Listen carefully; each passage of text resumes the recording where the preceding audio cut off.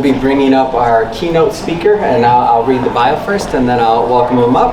All right, so Dr. Martin Trevino is a cognitive neuroscientist specializing in how the human brain trusts and makes decisions with data and next-generation human-AI complementary.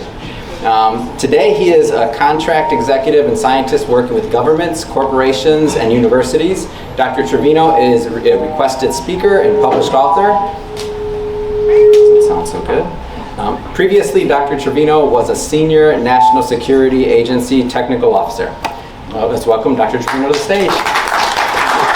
Good to see you again. Good to see you.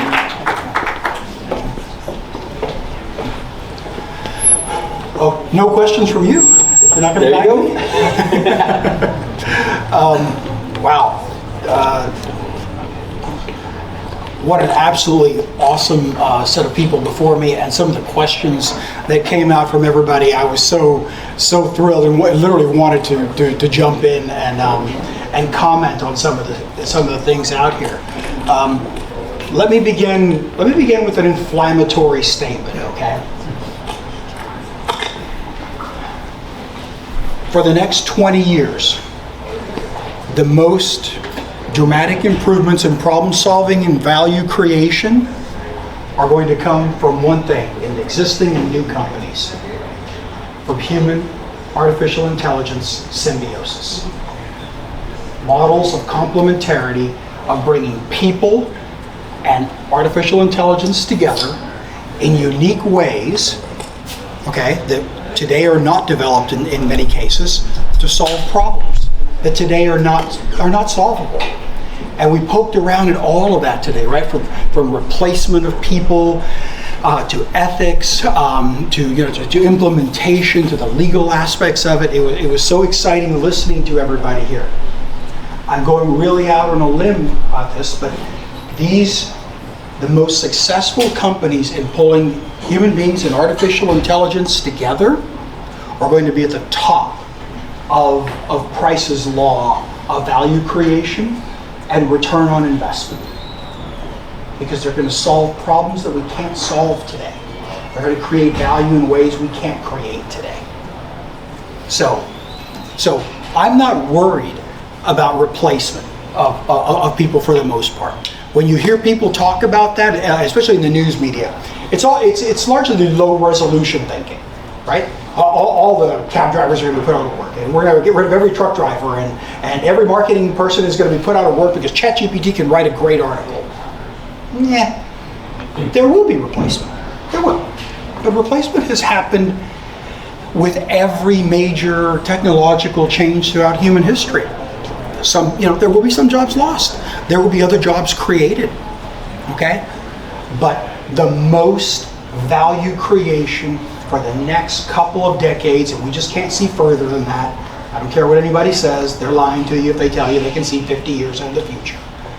The most value creation is going to be from seamlessly mating the human brain with new models of artificial intelligence. Because people love to compare the human brain to what we call AI today, okay?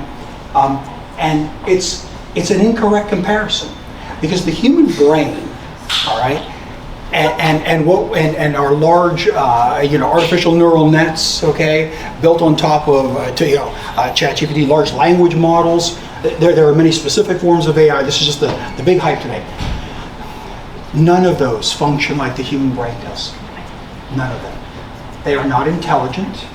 They do not possess knowledge. They do not learn as the human brain does. And the human brain is the only general purpose intelligence machine that we know of today. And they are built in no way, shape, or form like the human brain. Even artificial neural nets, compared to the human brain, compared to the neocortex, are ridiculously simple. Ridiculous. So even at the highest, we say, well, our technology is built on proprietary neural nets and proprietary data models and algorithms, and got it, good. It's not artificial intelligence. And so I'll be inflammatory again, we can take a step there. What we call artificial intelligence today is not artificial intelligence. Not in the way that Hollywood shows it to be, and not in the way that the human brain functions. So when people say, and I love dealing, with C-suite officers who say we're managing our digital transformation, and we're doing A, B, and C, and especially founders looking for VC funding, right? AI is at the heart of our platform, and you hear that it's almost tired now, right? Every company looking for funding. AI is at the heart of our platform. Really? Okay. What we do have today, if you want the technical term, but we're going to use the term AI going forward just because it's easy and palatable. What we do have today are advanced information processing and synthesizing systems. Advanced information processing and synthesizing. And those are the accurate, more scientific terms, okay? Because what they're doing based on learning models, okay, by where massive amounts of data often are fed. They're using algorithms. They are using neural nets, usually 3 and 4 layers of, and through very complex processes, they're taking an input and they're deriving an output. But that output, again, is based on correlations, mathematical equations. And what it's doing is producing what it believes to be is the best return, best behavior to what you inputted. That is not intelligence. Okay? I'm speaking as a neuroscientist. That's not intelligence. That's not knowledge. The system does not have knowledge.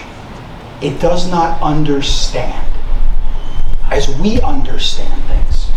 Okay? So there is a fine difference, and it's okay to call it AI. That's what's sexy and that's what's good. And right, advanced information processing synthesis. I don't even know what the acronym is for that. It's too long. Okay, but as you're out in the world, and whether you're guiding digital transformations, or whether you're investing in companies, or whether you're assisting the progression forward of adopting these technologies into the workplace. Some of these definitions are good to know, right? And it throughout history, humanity has made some of the biggest mistakes by failing to have an accurate mental model of what's in front of us. And it's important to have that accurate mental model. So it's okay to say AI, but don't get confused that this thing can do things that it cannot do, okay? And as for people worried about Terminators coming out of automated factories and the AI superseding human intelligence and understanding and awareness, and one day we're all going to be turned into batteries, right, for the amount of electricity in us, that might be a worry for the next century. It's not a worry in our lifetimes, okay? What is a worry in our lifetimes is that we overhype all of this, and we attempt to do things that it's simply not able and capable of doing. And then we pour money into those things, precious resources, or we pursue the wrong type of outcomes. And I'll say there are two reasons to integrate artificial intelligence into current and new models, transformation or new startups.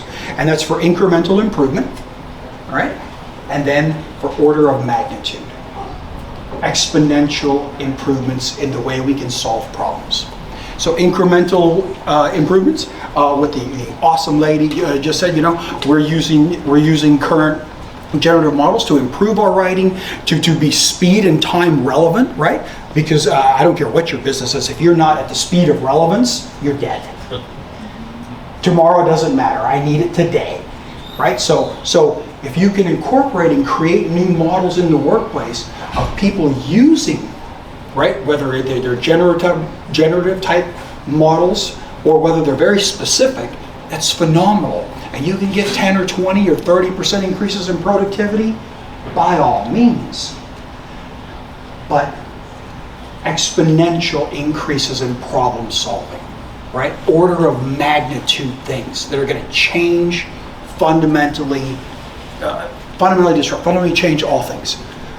That is going to come from only one thing.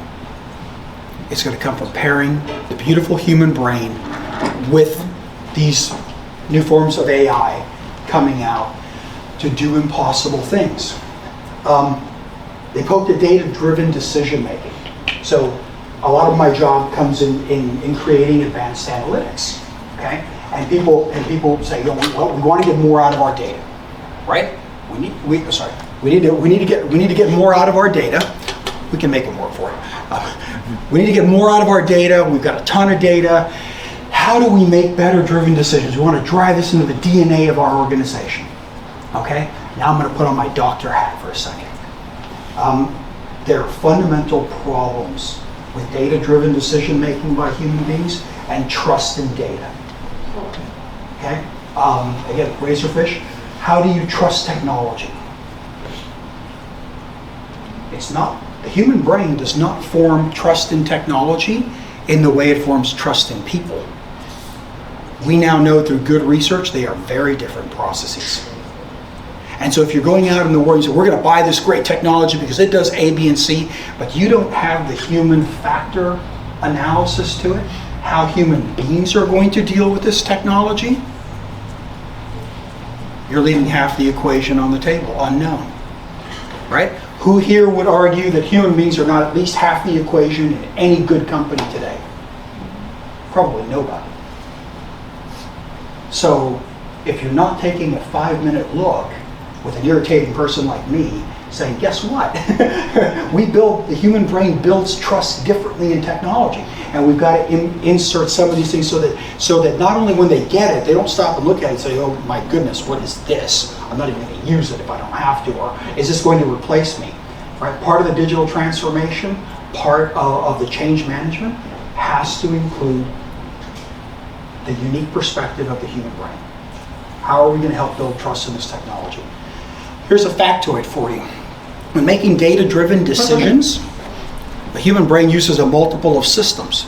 But the system that actually makes decisions in the human brain governs trust and emotions, but has no ability to speak. It can't influence speech. The part of the brain that conducts analysis, data, numbers, okay, does not make decisions. And it can't influence the other part of the brain. But it does govern speech.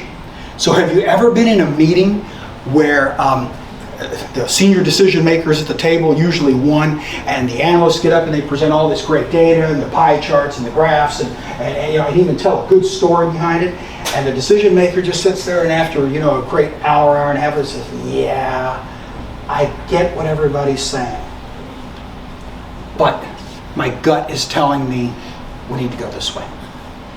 And I've learned to trust my gut, ladies and gentlemen, so I need you to get on board and we're going this way. And the analysts even sitting there like, well, what just happened? I mean, are they on drugs? No. This is that complex dance of systems in the brain playing out. So when we use data for decision making, when we build analytics, and next generation analytics especially, I work with one Silicon Valley company that is building neuroscience-based dashboards, neuroscience-based analytics. Okay, and 50% of the approach is by people who understand the human brain, and the other 50% is the data scientists, right? And I'll pick on data scientists for just a second, and somebody tell me when I only have like 4 minutes.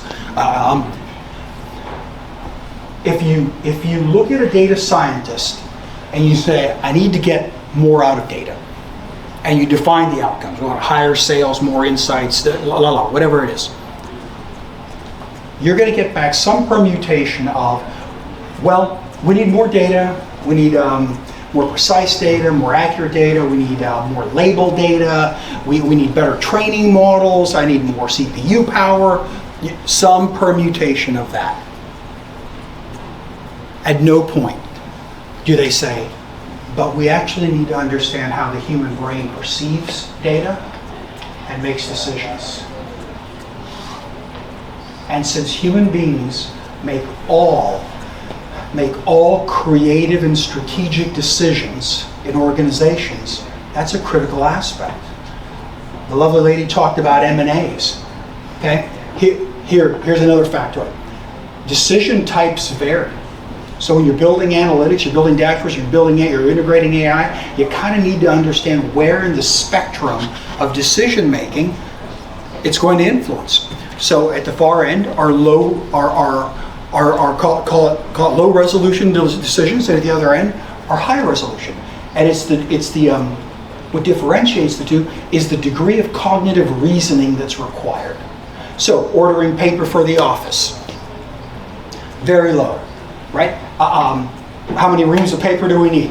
What's the computer say? 30. What's it recommend? 31. Yeah, done, moving on, right? That's it. The human brain accepts that. Things with low degrees of cognitive reasoning, it accepts data very well. Now let's take mergers and acquisitions. This is high skilled, takes a lifetime to develop, tremendous degrees of expertise, and the human brain resists data in that to the nines.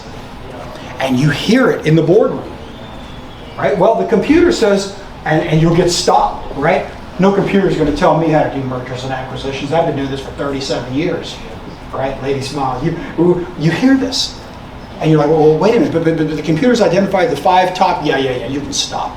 I know what the 5 top acquisitions are.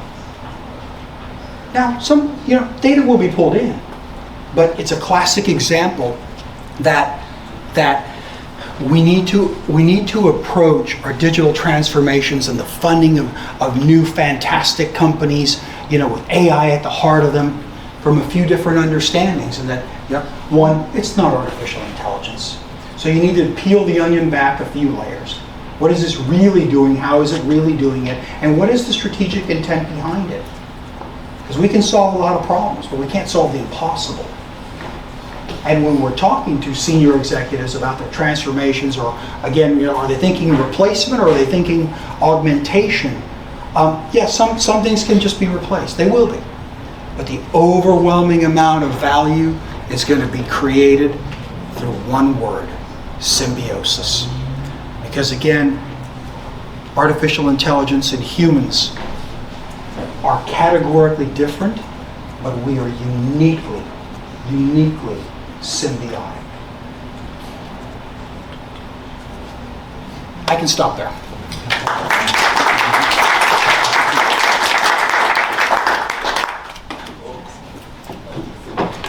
Thank you.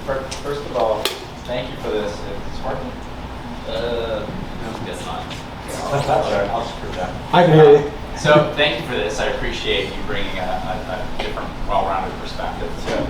A couple of things I just wanted to kind of touch upon really quickly about the idea of the brain. The brain is super complex, of course, but a lot of that is to run processes that aren't necessary for business decisions per se. Like we're running our parasympathetic nervous system, we're running all these complex chemical, emotional system to maintain homeostasis, right?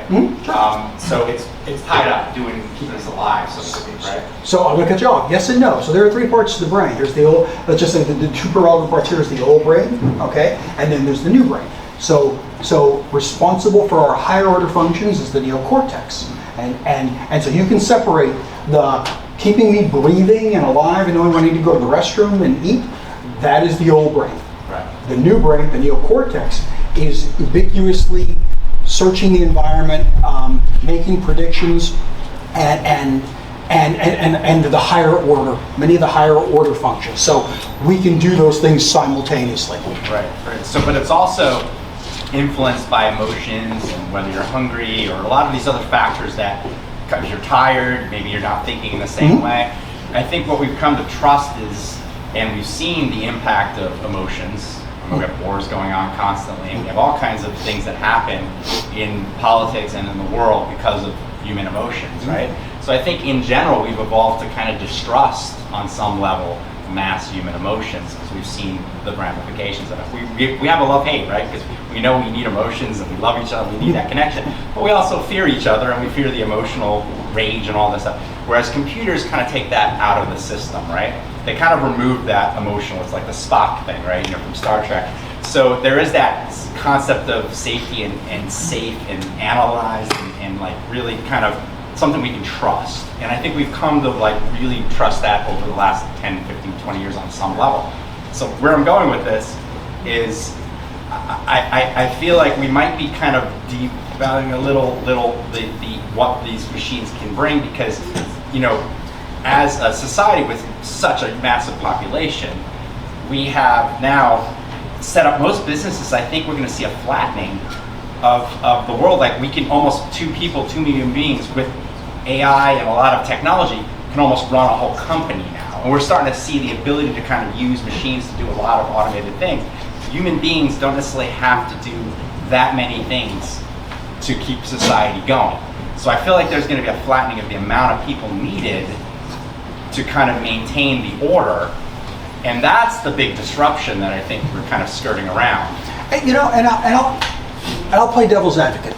I think that's good theory, but I don't know that that's true. In that, I don't know how many fewer people are going to pick up the garbage, keep the electric grid running, build buildings, install computers, or even do the really creative things. So here's a good example. NASA a few years ago wanted to create a machine learning algorithm system to find new planets in Hubble, okay? And so they set out this wonderful data science team, and they pulled, you know, a dozen PhDs, and they worked for 6 months, and they came up with this absolutely beautiful set of algorithms. And the senior PhD stood up and said, "This is simply the finest program we have ever written to find new planets in the solar system." And someone else in the meeting said, "Well, that's phenomenal. Why don't we go ahead and also include amateur astronomers," right? Because there are a lot of people with big telescopes in their backyard, and they are dedicated, and they don't have lives. They don't play computer games, they don't go out on dates, they don't play Parcheesi. They go out and they spend their nights looking at, 16-inch telescopes in their backyards, okay? God bless them. And the data science team said, "No. We have written the best program, and no human being is ever going to outdo this." And they won the argument. And so they set out for X number of months, looking with their machine learning algorithms, looking for planets, and they found hundreds of them. It was like 275, something like that. Okay, and they said, "Fantastic," but the physicists came back and said, "Yeah, but we can do the math. We can backward the math, and we know you missed a lot." Right? The amount of space, the amount of planets, density, la la la la la. We know you missed a lot. Well, we didn't. Well, you did. And so they came back and they said, "Well, we're going to turn this loose to amateur astronomers. We're going to turn loose the data, give them a portal, they can API right into it, and they can go out there with their telescopes and search, and let's see what humans and computers can do together." Found over 300 planets in like the next 90 days, more than the AI did. And again, the point is that we are different, but we're uniquely symbiotic. And had they just not gone with the purest opinion, had they built the AI to work with human beings, not exclusively, and then turned everybody loose, the results would have been phenomenal day one. And that's just one example, of many. So I hear what you're saying. I'm really interested to see how it plays out, right? Because again, there will be some replacement. There always is, But I think we're going to get the best and biggest bang for our buck by when we build the AI, building it to work hand in glove with human beings, because the human brain does things that artificial intelligence today cannot, and vice versa. But I loved your comments earlier. Thank you. Yes, ma'am. It's working. Oh, okay. Sorry. I have a question around the symbiosis, but I also have kind of a bigger existential question around why haven't we evolved, in the sense of, like, you read back thousands of years ago, Julius Caesar, the politics. I mean, it's the same thing that's going on today. We're all, some of us in here are founders, VCs, whatever. and then we're going to drive home and scream at the person next to us because they cut us off, right? So how, but I do want to bring it, also tie it into what you're just saying. So when you're saying symbiosis, are you saying, like the situation you just described, that if all of us can really work and interact with AI to produce like these beautiful things, which we're all capable of doing right now, or are you talking Neuralink symbiosis? Yeah, so right, and crazy Elon, awesome. Neuralink and things like that have extremely complicated hurdles to overcome. What they're fielding out there today is one thing. What is being looked at in the future is another. There are absolutely huge scientific and technical hurdles that have to be overcome before we will be walking around like the Borg, if you remember your old Star Trek. Will it happen one day? Highly likely. Not a concern in my lifetime. There will be augmentation of things, and for all kinds of reasons, health, but truly plugging in something into the back of your head and suddenly your IQ goes to 200 and you can now beat the stock market. There are so many hurdles from a very technical neuroscientific perspective that have to be overcome. I have no idea how we're going to overcome them. I looked at a few of them. I thought, wow, smarter people than me out in the world. So when I say about new models, I mean everybody here should go back to their companies and to their things and start thinking of how can we integrate to solve small, right, incremental increases. Can we get 20% productivity by the proverbial now? By using ChatGPT to write 10 articles, because it can do it in 10 minutes, okay?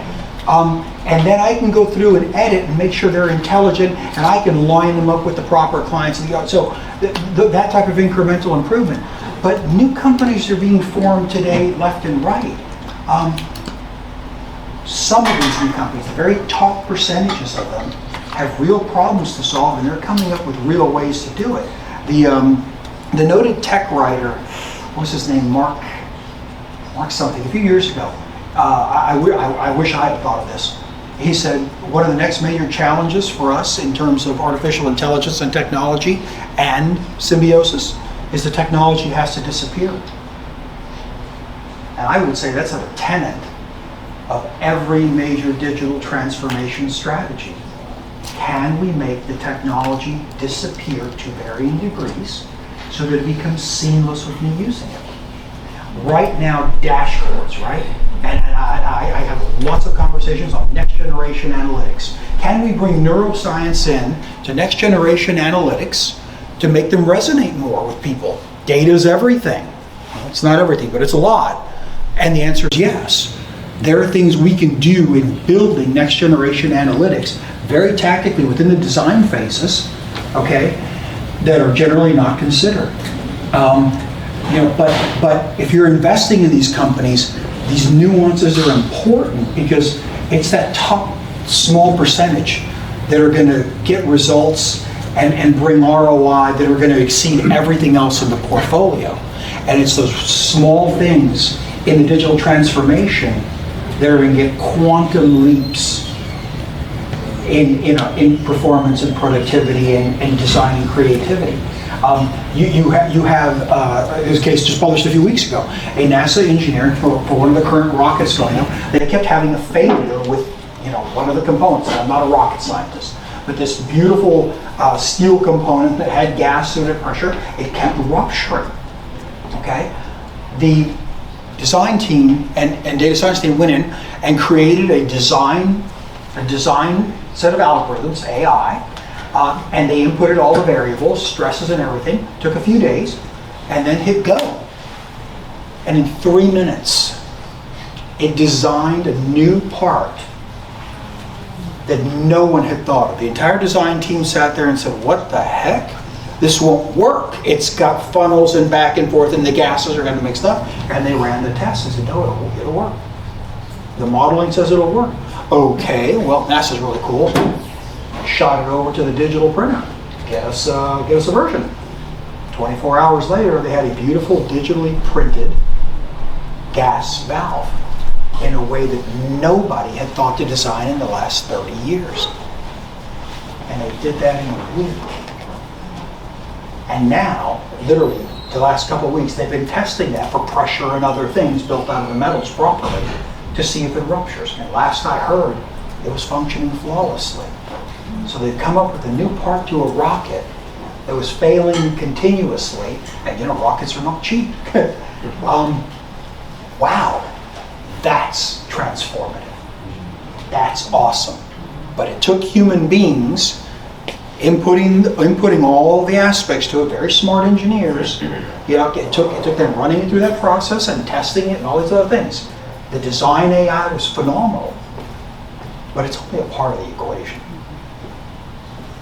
Did I answer your question, sort of? Absolutely. Thank you. Yes, sir. And then gentleman there. Okay. I was actually going to just ask you what part of AI excites you most.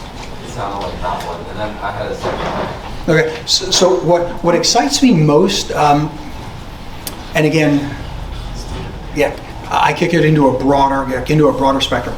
Data-driven decision making decisions, having human beings make better decisions. Okay, because again, we control all the major aspects of corporations and people's lives. If we can reduce decision errors, all right, maybe we can make better decisions, and more people can keep their jobs, and they can have better lives in corporations and more meaningful work, and just really goodness, right? That you wake up in the morning and say, I want to go to work. I'm going to go do good things today. It's going to be fun. I'm doing something meaningful,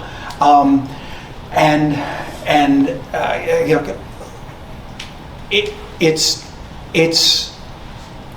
to me the unit of measure. So you've heard like self-service business intelligence, and companies selling you analytic packages, and you can create your own dashboards. Okay, all that's yesterday's technology.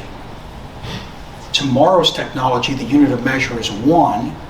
All right, because the new artificial intelligence has to know me personally, and we poked at that a few minutes ago. What was it? Emotional AI. Okay, emotional AI is a series of algorithms that through natural like sentiment analysis and other things. I think a university developed one that they could tell your state psychology today based on your pictures on. Pick your social media platform. Just based on your pictures. Okay, so take cybersecurity or creativity.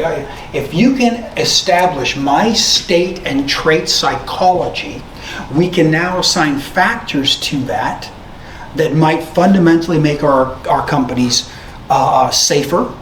Okay. Because we know if I'm feeling anxious or nervous or anxiety, or I'm worried about my date Friday night, I'm going to act in a different way than I would if I didn't have all those things. So we might be able to agilely segment and lock down networks. So I don't click on that thing that bad phishing email that I should click on, right? But we might even be able to deliver information or alter work types. Maybe I'm just feeling a little depressed today. Maybe I'm just not in a great state of mind. It happens to all of us. Maybe we can alter the type of work I have to do. And tomorrow or day after tomorrow, when I come in, I'm like, yeah, let's get at it. It picks, and then I hit the more creative design work. There's always more creative and less creative things to do. Okay, we're running out of time. Gentlemen, last question. Yeah, oddly, yesterday I was messing around with ChatGPT and I noticed it making mistakes. Yes. Simple one, I asked it to come up with a list of random numbers and tell me how many 8s were in it, and it said 5. And I looked and it said, yeah, it looks like 5. Actually, I told ChatGPT, are you sure? It doesn't look like 5 to me. And it says, sorry, you're right, there's 4.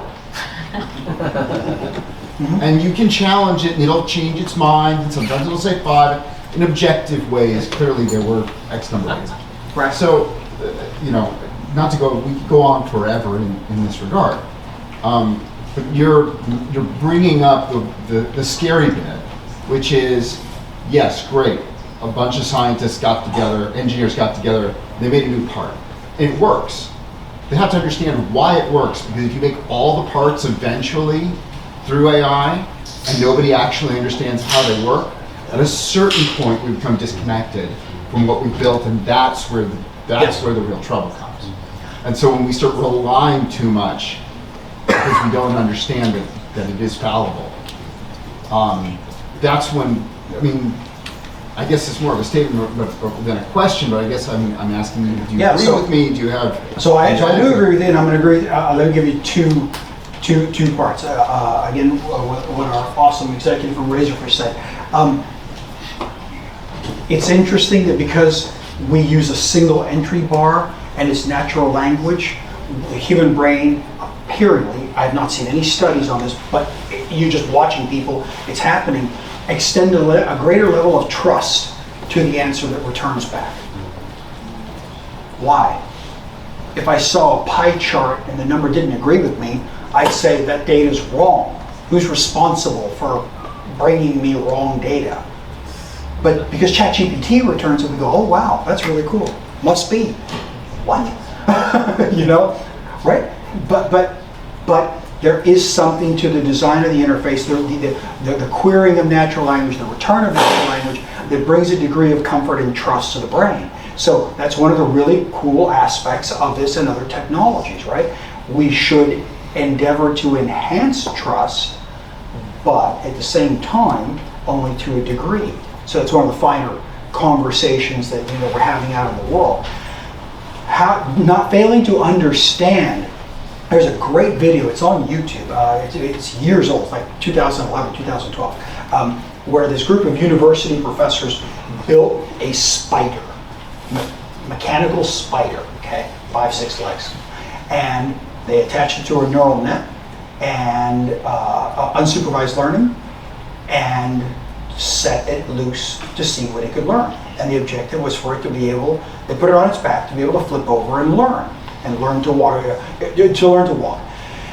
and it began to learn at an exponential rate. And what they found was it grew new neural connections as it learned more, which they didn't expect back in 2011. It took the spider up. It was like, it took it 3 days to figure out how to move one claw. Then it took it like 1 day to move all of its claws, and then it took about an hour to learn to walk. So they flipped. No one knew how it really learned this. It was a mystery. So, what I'm saying, let's flip it on its back and see what happens. Flipped it on its back. Then 3 hours it had flipped itself back over. And one of them said, okay, let's get really fun, let's chop off a leg.